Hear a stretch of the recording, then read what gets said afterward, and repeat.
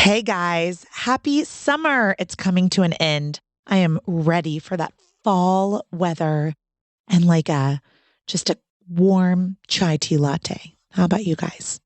I am so thankful that you've joined me today for a talk on cord blood banking. Because trust me, most of us have no idea what the difference is between private banking, public banking, why bank, what does that mean for my placenta, cord clamping? We're going to answer all the things. Today, I'm with Catherine Cross of the company Use ANJA. Her personal story will grab your heart, and you're going to walk away from this episode with everything you need to make or break your decision on cord blood banking. So let's get to it.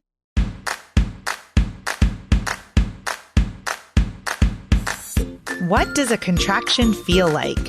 How do I know if I'm in labor? And what does a day of labor look like? Wait, is this normal? Hey, I'm Heidi. My best friends call me Hides. I'm a certified birth doula, host of this podcast, and author of Birth Story, an interactive pregnancy guidebook. I have supported hundreds of women through their labor and deliveries, and I believe every one of them and you deserves a microphone and a stage. So here we are. Listen each week to get answers to these tough questions. Birth Story, where we talk about pregnancy, labor, deliveries, where we tell our stories and share our feelings. And of course, chat about our favorite baby products and motherhood. And because I'm passionate about birth outcomes, you will hear from some of the top experts in labor and delivery. Whether you are pregnant, trying desperately to get pregnant, or you just love a good birth story, I hope you will stick around and be part of this Birth Story family. Hey, Catherine, welcome to the Birth Story podcast. Thank you for being here to talk about cord blood banking. Yes, thank you so much for having me. So I need to know all the things. Yes. I know that you have started this company, and it's very important work that you're doing. But I want to know how you got there. So how does one get interested in cord blood banking? Yeah, so it was really a personal connection for me. So when I was 3 and my little brother was 1, he was in a near drowning accident that gave him cerebral palsy. And from there, my parents were looking into treatments for cerebral palsy or just how to generally alleviate the side effects of it. So my parents were looking at umbilical cord blood banking as one of the central means of being able to treat his cerebral palsy. So just trying to find an umbilical cord blood match. But unfortunately, we couldn't find an exact match for umbilical cord blood. It's really difficult if you're mixed race, and my brother and I are half Chinese and half white. So we weren't able to find one, but my family was searching for quite some time. And in that time, just became very familiar with the umbilical cord blood banking space.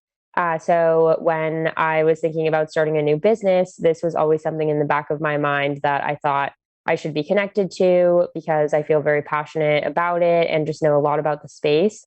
So now I've been basically trying to convince parents of its utility and the possibilities that it has in the future that are for sure growing. Woo, we've got a lot in common. Did you know my son has cerebral palsy? Oh, no way. Wow. Yeah. So this particular topic is very near and dear to my heart because my second child has cerebral palsy. And Okay. we didn't do cord blood banking with my first, which is a whole thing. So we're going to get into that, right? And how sibling banking might be able to support something like an injury or brain injury, either in utero at the birth or after, in the case of your brother, like a near drowning incident. So let's start with what's the name of your company and how do we get a hold of you? Yes. So my company's name is ANJA. My brother's name was Andrew. So I wanted it to be named after him. So it's ANJA, ANJA, and you can get a hold of me through various social media platforms. I try to be as accessible as possible. So our website is useanja.com, USEANJA. And we're also, we have that Twitter @ and Instagram @ so @useanja. We're also on Facebook as ANJA and LinkedIn. And then I've been building out a TikTok where I'm talking about cord blood banking and women's health and things of that nature, which is @fertilityfriend. Excellent. So I'm going to link to all of those in the show notes in case someone's driving right now and can't write down, use ANJA. But hopefully they'll be able to like, follow, subscribe, do all of the things. I get more questions about cord blood banking than probably any other thing where my clients are confused, right? They're Yeah, like, right. okay, I get some questions about pushing, breathing, do I delay the cord, the cutting of the cord and the clamping of the cord, or, there's all different things. But when we get down to the question on my intake form that says, are you interested in donating or privately banking your cord blood? It's like a ghost is in the room. They're like, I don't know anything. No one's talking about this. Educate me. And so we Right. spend 30 minutes then talking about what their decision is, prior Hmm. to going into their birth. And so I really want to start right there with you, Catherine. If you could just explain the mission, vision of your company and what cord blood banking is. For sure, definitely. Yeah, so I think the general mission is to really just be the direct to consumer, gold standard, perfectly branded version of umbilical cord blood banking. And then eventually we're going to look into other means of preventive care and general longevity and wellness type products. But for now, we're focusing on umbilical cord blood banking. And I really think it's very important because, as I mentioned, you could use it potentially for people like my brother or your son or I don't know if it's your son or your daughter, your child. It is my son. who, Yeah. okay, yeah, who has cerebral palsy. And yeah, it's really crucial to bank umbilical cord blood because it's FDA approved to treat around 85 diseases. And there's 1,300 ongoing clinical trials at the moment looking at using cord blood for other diseases as well. It's really rooted in the science of stem cells themselves. So stem cells are essentially blank cells, basically. They can be used to replace or repair damaged cells. And as a result, umbilical cord blood is really rich with stem cells and can be used to treat different types of diseases. And umbilical cord blood, especially, is really unique because it has hematopoietic stem cells. And these are really useful for treating blood disorders and things of that nature. And then the umbilical cord itself and the placenta, a little bit as well, has a different kind of stem cells. So, mesenchymal stem cells, they're more so inclined to develop into connective tissue, blood vessels, lymphatic tissue. So, they're both definitely useful, but hematopoietic stem cells are especially good for blood disorders and things of that nature. They're just generally more versatile, and they're the ones that are FDA approved.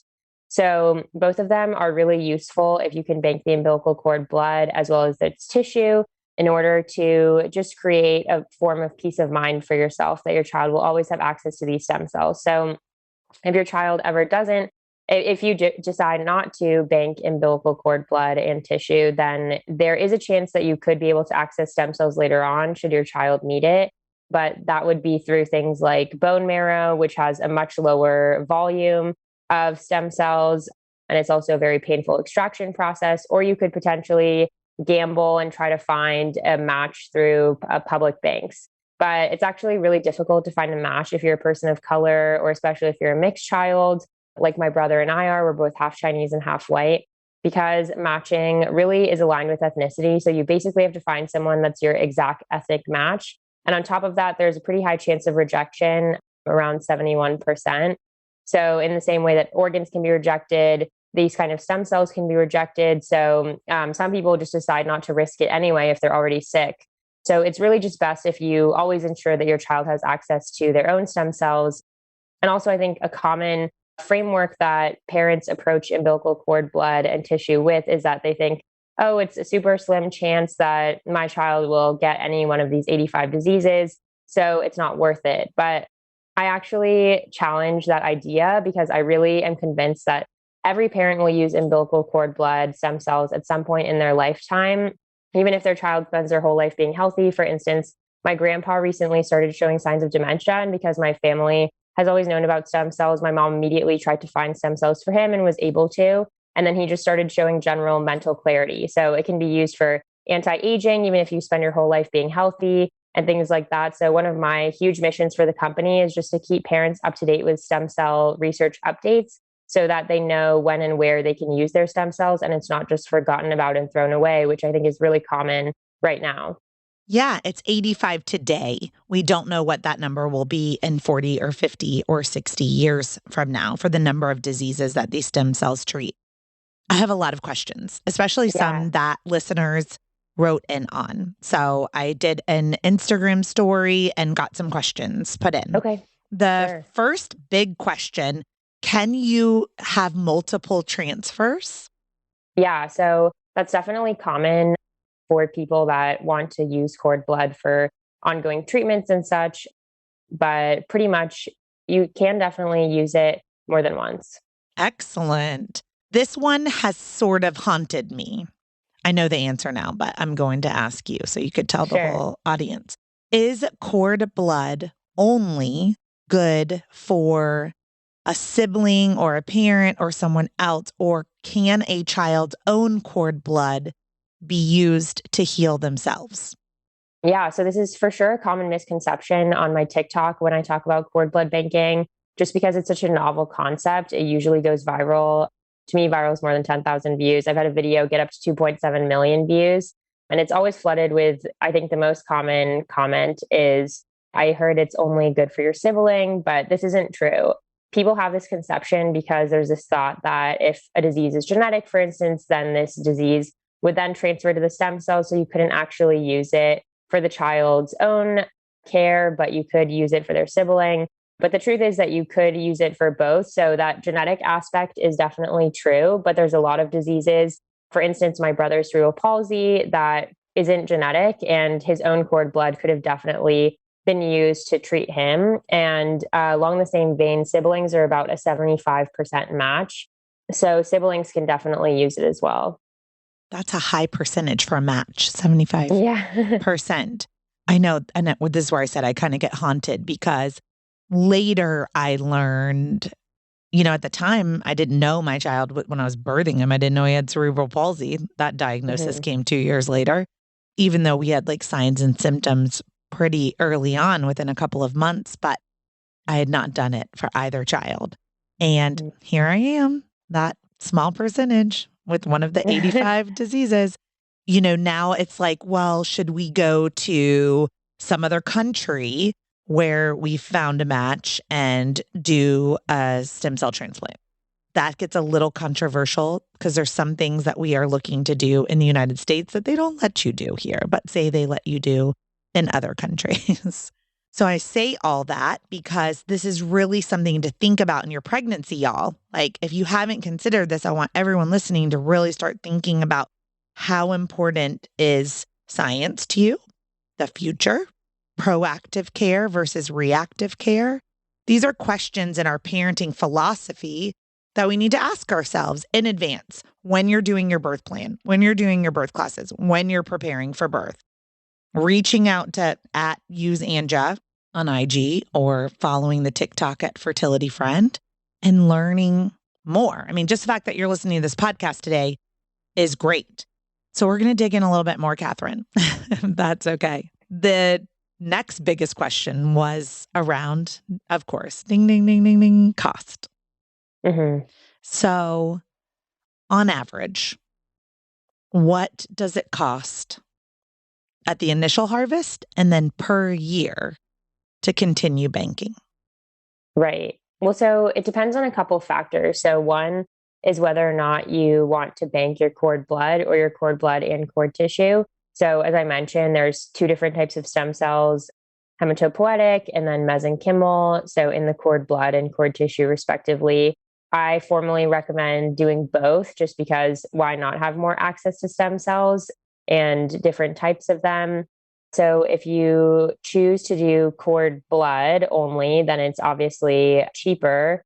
But I do think it's worth it to have the investment to do both. And then the other factor that decides price is whether or not you wanted to do an upfront cost, which would cover 20 years of storage, and then you can renew it at any time for beyond 20 years. Or if you can also choose to do a payment plan. So for us, we've been going as low as $20 a month, just depending on how different parents want to adjust their payment plans. So Right now, one that we have particularly advertised on our website that's very common is an 8-year payment plan for $35 a month. So you would pay $35 a month over the course of 8 years for just cord blood, and that would cover 20 years of storage and also access to our community of pregnant moms. And then I'm currently working out different partnerships for perks and discounts with like prenatal and postnatal products. And if you want to do cord blood and cord tissue, that 8-year payment plan is about 70 a month, so about double. But if you wanted to get it all over with, our very first client wanted to do a completely upfront payment, for instance, for just cord blood, that would be 2,895. And that would also cover 20 years of storage. So you just pay once and never worry about it again. And then cord blood and cord tissue is 4,895. But you're not charged this until after the collection and birth is complete. So beforehand, it just requires a $150 down payment so that we can send you our collection kit, which contains all of the things that you would need to actually do the physical collection of the cord blood and or cord tissue. Well, knowing how much a doula costs, which is between $2,000 and $4,000, and I'm a doula hosting this podcast, I think everyone would say that's pretty much a deal. One day of your life versus 20 years of an insurance policy. I have a logistics question about business. Yeah. When someone's, say, upfront giving you $5,000 for the cord blood and the cord tissue, life happens, right? We're in the middle of a pandemic. Lots of companies have gone under. What happens if a company, just as an example, I am knocking on wood. I do not wish this upon you, Catherine. But what if a medical company who is banking cord blood and cord tissue financially goes under? Is there a liability or an insurance policy where this gets transferred to a different entity? Right. Yeah, definitely a common question. So it actually wouldn't be transferred because we've partnered with a lab that's been in business since around the 1940s. So they're definitely not going anywhere. But they're in charge of our cryopreservation as well as the processing and just general viability count of stem cells and things of that nature. So if that were to happen, for instance, to my business, then I would just make sure that everyone has the correct contact information of this lab partner, and then the lab partner would definitely be able to take it from there. So nothing would happen with any of the blood and tissue products. It would just be a matter of contacting someone else. But yeah, they're mainly specializing in blood drives and things of that nature. So they're just very well equipped to handle the processing and cryopreservation. And they are super on top of AABB accreditation. They're FDA approved and have been for some time. So yeah, I really trust them with all of our products. Thank you for answering that question. I don't know if all business owners would answer that. But, as a mom, as a consumer, as a doula who is advising on these types of decisions daily, it is something that people think about, right? As if we're talking about a long-term investment for a product that might be needed to, it's almost like equivalent to storing your eggs, for 10 or so years. Like you have to think about the longevity about where they're going. So thank you for entertaining that question. All right. Another question that came in that I think is, a really cool question is what is the difference between private cord blood banking with ANJA and donating your cord blood and your cord tissue in a public bank? Yeah. So private banking just ensures that you yourself always have ownership and decision-making about what happens with your cord blood and cord tissue. So you could make sure that your child is the only one that ever has access to it. Or if, for instance, you had a friend who had a child that really needed it and you felt so inclined to give it up to them as well, then you could do that. So private banking just ensures that you always are the sole decision maker of what happens to your cord blood and cord tissue. But if you donate it, you are pretty much giving it up to use for someone else. But as I mentioned, it's really hard to find a match in the first place. And on top of that, there's a high chance of rejection. So while it is really noble to donate and there is someone that could potentially benefit from it, I think parents are really just better off making sure that they have their own cord blood.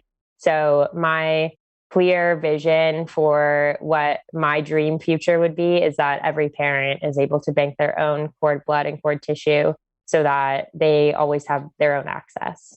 Yeah, I absolutely agree. Okay, so in regards to public use, then, if you privately bank with Use ANJA, and then say 10 years down the road, your niece or nephew or cousin or neighbor or something like that has leukemia, and you're like, hey, we have this cord blood, let's see if you're a match. So then it would be at the parent's discretion to donate it out more publicly, I would say. Yeah. Okay. Yeah. So it's the parent's discretion to do whatever they would like because they're basically just paying us to do the service of the freezing, but what they do with the product is pretty much up to their own discretion. And then what if someone changes their mind? So what if they pay you and then 3 months later they are like, you know what? I don't want to keep paying this bill. Can they just stop at any point and then the cord blood and tissue is disposed of? Yeah, they could stop at any point and they would not have access any longer to the cord blood and cord tissue. Okay. Now, would it just be disposed of or would it go to a public bank at that point? Yeah, so we're still working that out, but I'm trying to get it so that it's donated to a public bank. Okay. Sorry, I'm asking you all the hard questions. No, no worries. I'm just like, I'm doing a mix of my own curiosity and then like the things that my doula clients and my IG Right. following have kind of popped up in my feed about.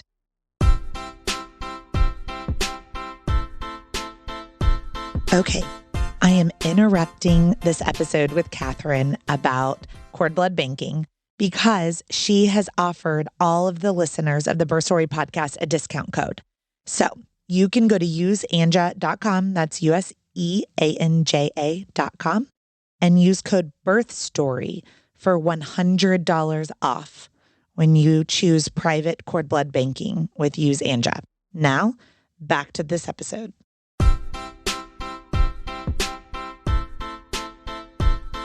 Let's talk a little bit more about these diseases in these stem cells. So we threw out this number, 85 diseases.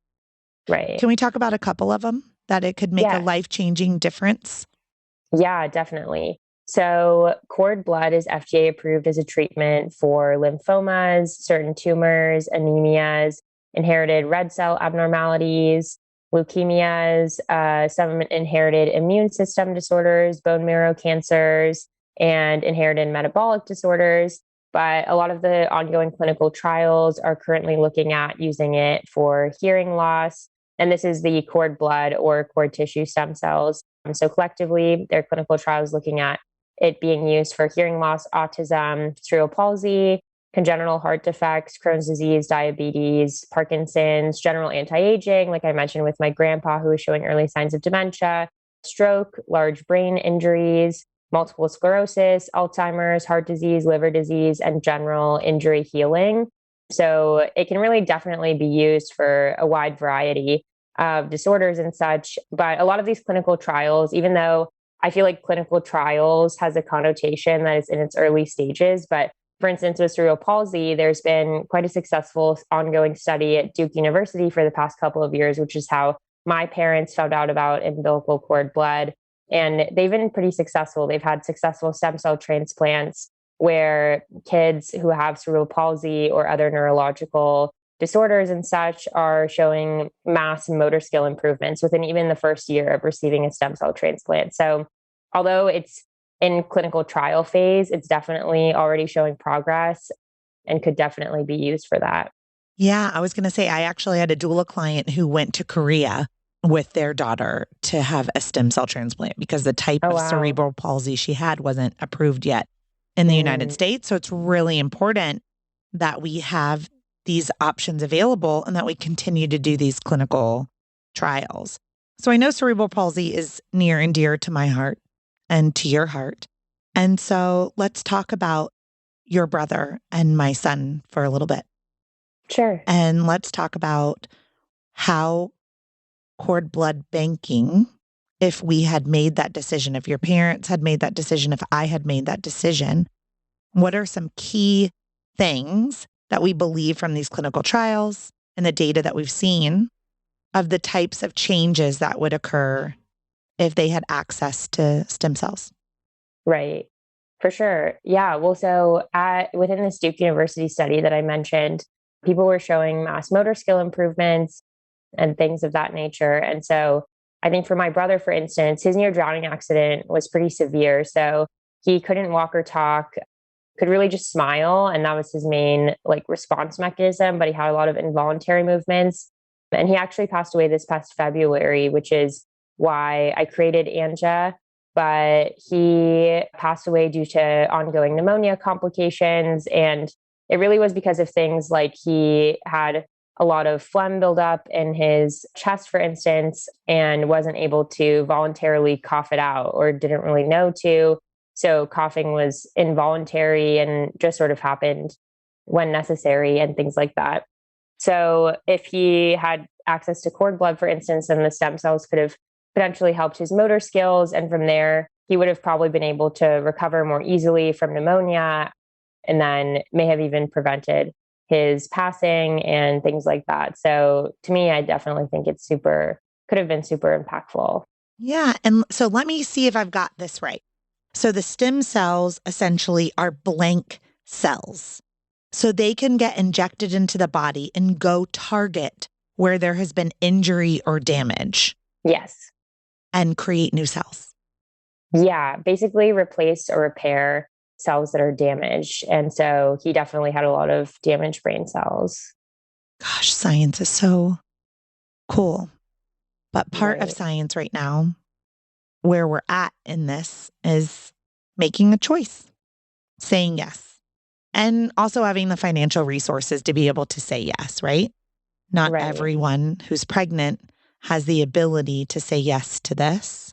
And that's almost why it's so important that if we do have the ability to say yes, that we're kind of like on the front lines in a way.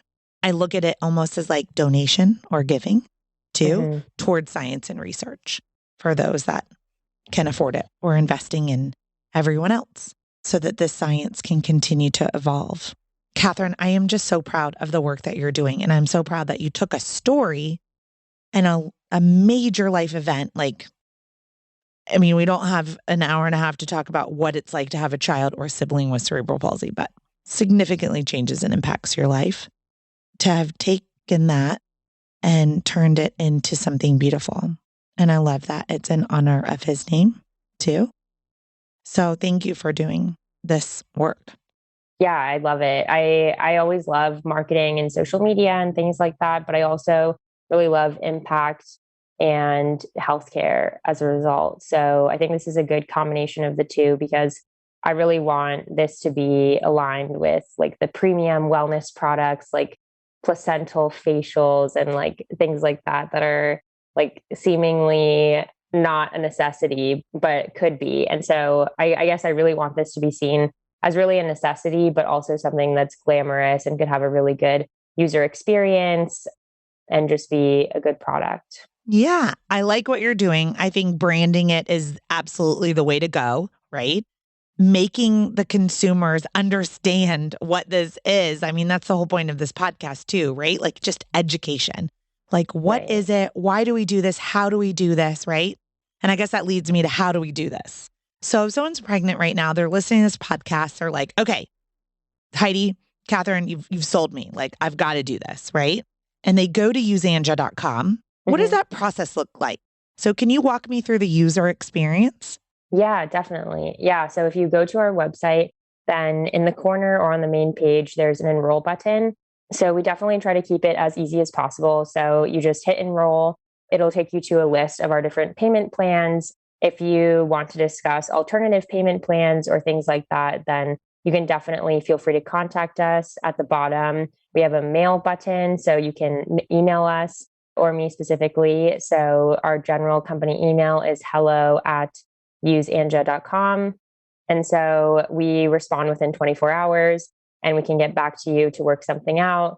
And so also another thing that we've been in the works with is a fund where more affluent parents can definitely donate to help sponsor more low income parents. So we can for sure work something out if accessibility is a problem from a financial standpoint. But in any case, beyond that, once you choose a payment plan through our website or discuss one with us separately, then you just hit enroll under the payment plan that you want to enroll with.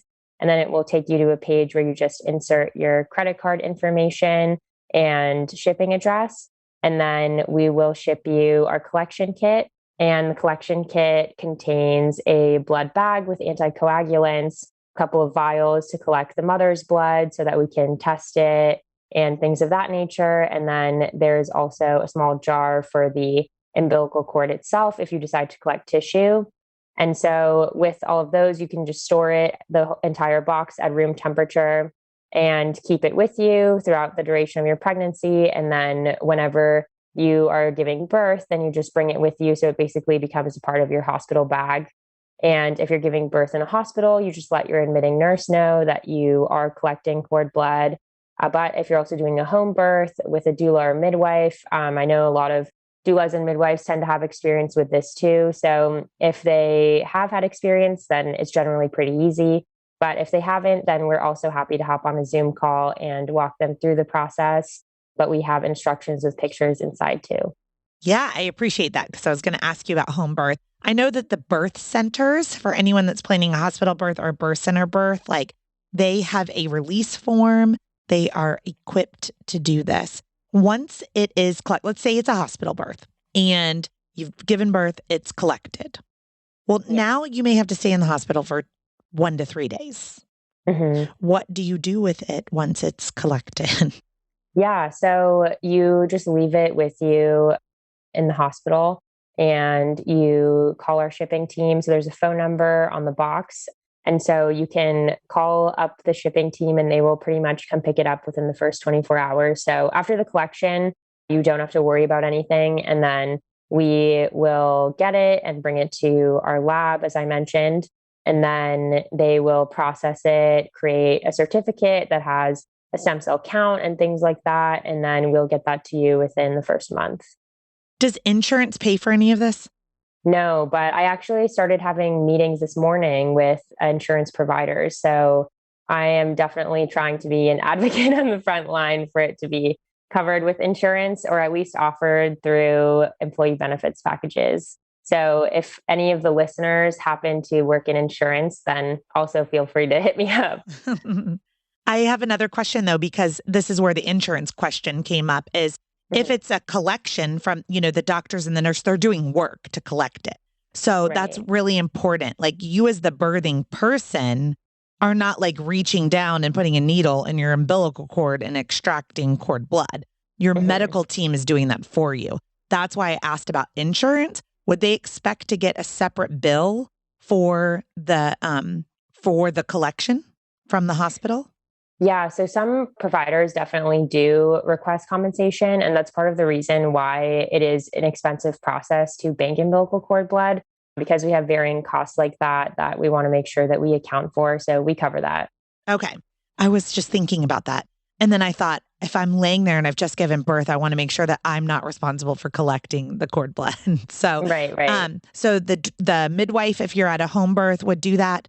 Your midwife or obstetrician, if you're at the birth center or you're at a hospital birth would be, or maybe even your nurses would be doing that collection for you. Right. So you said within 24 hours, it will come. Do you service rural areas as well? Or is this just major metropolitan cities? Yes, definitely. Yeah, we're US wide, definitely plan on launching international within the first couple of months or the next couple of months. So we'll definitely be reaching rural areas. I think that's definitely a large portion of the population that doesn't know about umbilical cord blood banking and they're just not being reached. So for sure, democratizing access and raising awareness about this is one of my high priorities. Thank you. Because this is advocacy work at its core. So if anyone has just heard her say like in the next couple of months, I will note that we are recording this in August of 2021. So whenever you are listening to this podcast, it was recorded in August of 2021. Catherine, as our time together is ending, I think there's like 2 other questions that are boiling to the surface for me since I have multiple children. And so I know you mentioned that this was 75% match for siblings. And so that what I heard was it's 25% of the time it's not. And so do you recommend if parents are family planning for multiple children to bank the cord blood and cord tissue for each individual child? Yes, I definitely would because there's still that 25% chance, as you mentioned, where they're not a match. And beyond that, in the chance that there's genetic disease that carries over to the stem cells, and you definitely want to ensure that it can be used for each child.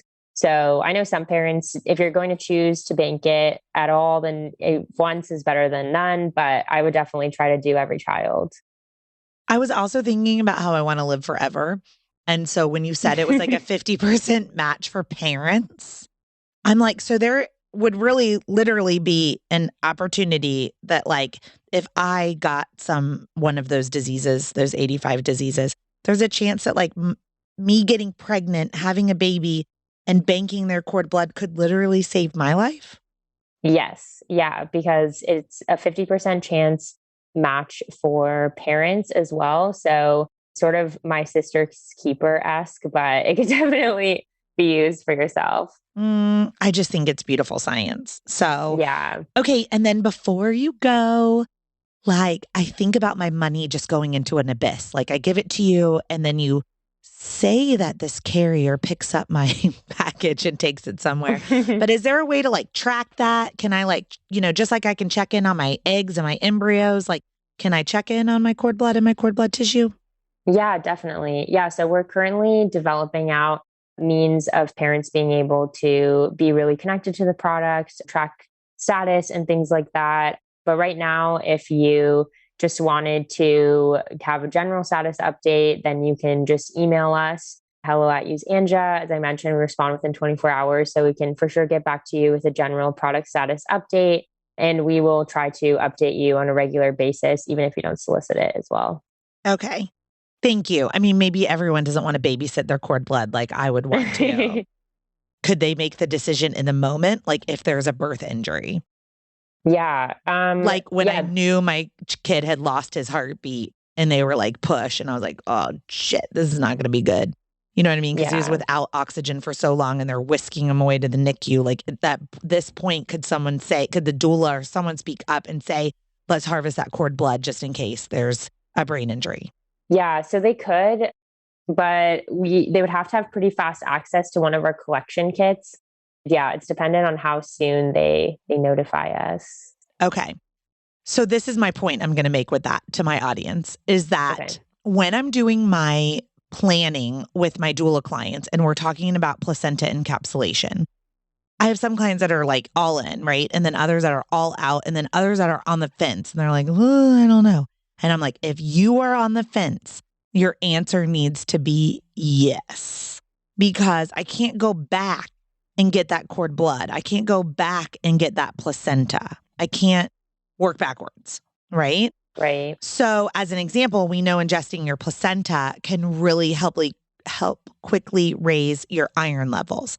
So we don't know if you're going to hemorrhage at your birth, right? Like we have no idea if you're going to have a postpartum hemorrhage. But if you do, I know your placenta encapsulation pills and placenta therapy could really help you. Just like we don't know if your child's going to sustain a birth injury with a double nuchal cord until they're delivered. So just something I want my audience to ponder, right? Like I don't want everyone to be in fear, but part of this podcast is education through storytelling so we can make informed decisions. You could hear Catherine and I speaking today and think, no thanks, not for me. Or you could think, oh gosh, you know what? Like, wow, that $2,000 to $4,000 or $5,000 doesn't seem like a lot for the potential of 85 diseases. And I really want you guys to hear my heart on this. I am a mom of a child with cerebral palsy who has to look back, and I have to ask myself every day, try not to, but do, is it my fault? Could he be better? Why did I not do this? Why did I say no? Why did I think it wasn't going to be my child? And so I wanted to record this podcast so that I don't put anyone else through this because at least you can say, I learned about it.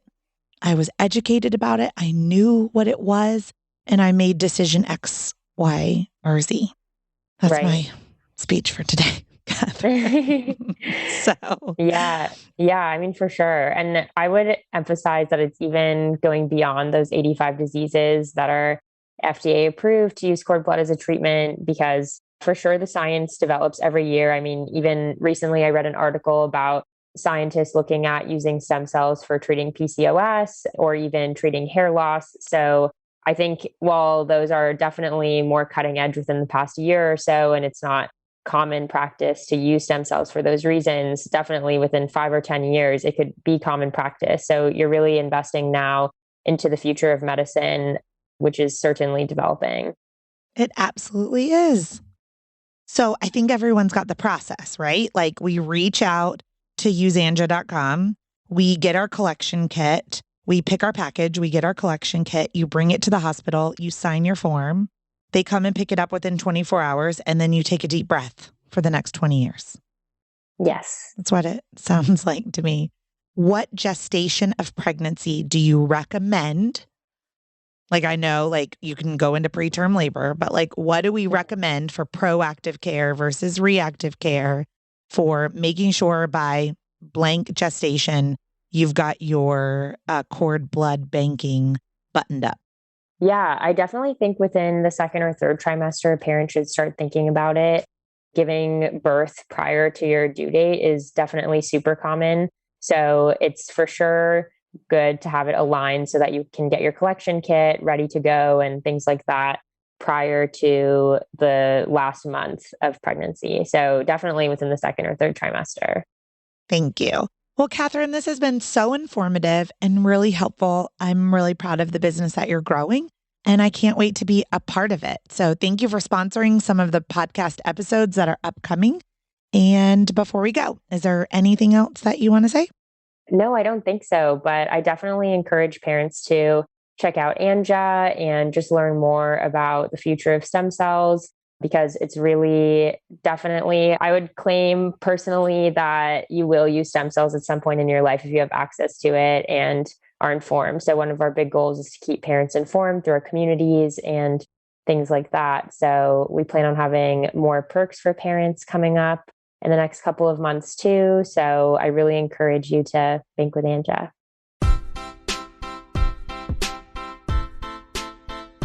Hey guys, when Catherine and I ended our interview, I had to go back and re-ask her 2 questions because of the quality of the audio. So just stick with it. The first question, Catherine, we're going to re-record is I had asked, if we are harvesting 60 to 90 mLs of cord blood and tissue, how much of that is used per transfer? And can you have multiple transfers? You can have multiple transfers in the sense of using it for one treatment, but for one treatment to be effective, you pretty much end up using all of it. Yeah, so the 60 to 90 ends up generally being used just for one single treatment. But you want to get basically as many stem cells as you can within the initial extraction. So sometimes thresholds are even as low as 20. So even if you collect 20 milliliters, then that would definitely all be used. But in general, people try to use all of the stem cells that they collect at birth for the one treatment that they're looking to use it for. That sounds great. And so the data that we have cited with the 85 diseases, that's on one transfer. Yes. Okay, excellent. Thanks. And the second question we had to re-record is, what happens when the person whose cord blood is being harvested, that little baby, becomes 18 years old? Yeah. So when the child becomes 18, then ownership transfers from the parent to the child. So then they can pretty much decide what they want to do with the cord blood.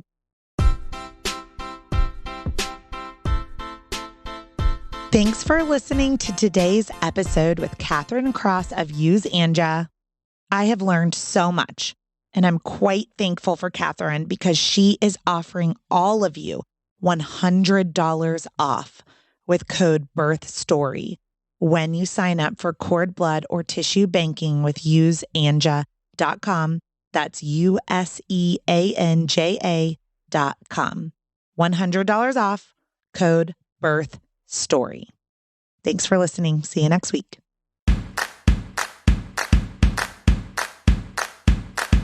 Thank you for listening to Birth Story.